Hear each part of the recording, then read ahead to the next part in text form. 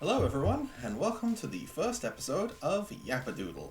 This is just a little show where I yap about the stuff I've been playing and drawing lately, and for the first episode, I'm going to be drawing Melinoe from the indie game Hades 2. I have some previous experience with the Hades series, getting the first game when it came out in the physical version on the Switch. I remember very much liking it, but didn't really sink a whole lot of time into it at the time, mainly just because there was a lot of games coming out at that time. But I was curious about Hades 2 when it finally came out on the Switch too, and ended up picking it up during the Christmas sales after getting some eShop credit.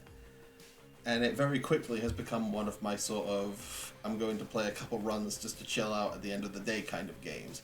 It's a very, very fun time. I really enjoy the variety of the weapons and the boons that you can unlock over the course of the game, and how you can use those to sort of mix and match and make these incredibly funny and overpowered combinations.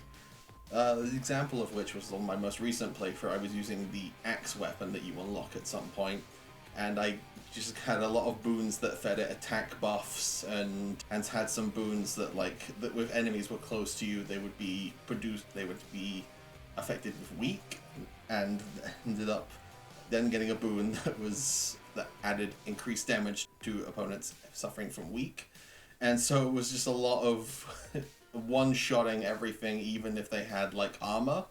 So it was just one swing and you would just completely destroy enemies in your path, even up to the final boss, who was just a couple swings and he was dead. Another example that was a very fun one that I had was the skull weapon, which is sort of like a skull rocket launcher, which has during the gameplay, you have 4 skulls and you shoot them, and then you have to go retrieve them, either by using your special attack or by collecting them on the field. So I had a boon that boosted the amount of skulls I had and had them automatically returned to me, and then I also had boons that boosted its blast radius, and then on top of that, every attack then also blasted a chain of lightning onto enemies nearby. And then also having a boon that every time it hits something, it fires extra homing arrows at enemies, basically turning Melinoe into this walking, talking Toho boss fight of destruction. It was incredibly funny. It's that sort of you can have a really good lucky run, but also if you don't get lucky, you can have it's that extra level of challenge that brings a lot of fun to the game. Because despite of the luck element you sometimes end up getting with boons, you often find yourself having a lot of fun learning the boss patterns and everything, and mixing up with the different weapons you have available to you. And some of the boss fights are a particularly notable area of this, where there's a lot of challenge to them.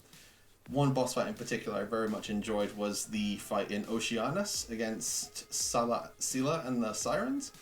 It starts off very challenging and whatnot, but the thing that sets it apart for me was the music Coral Crown, which is all the way through is just they're singing about drowning sailors, or there's a later track they unlock which is a diss track on Melinoe, which is very funny. And during the boss fight, every time you knock out one of the sirens, that part of the song gets cut out, and it was a very charming additional little touch to the game that really resonated with me and made it one of my favorite parts of the game. If I did have to pick a sour point for the game, aside from sometimes getting an unlucky roll, so you're just kind of suffering through most of the gameplay, there is a lot of grinding to certain areas. Getting stuff for weapons is fine, but over the course of the game you have to unlock these spells that add additional effects to the game, you can have things that unlock more money, or it opens certain areas to explore, and those require a lot of herbs and metals and materials and such to unlock them. Which, in fairness, the game does have some sort of tracker. So it's if you go into one area, there will be, after you clear an area, there will be doors that say, hey, you can find something for one of your spells in here.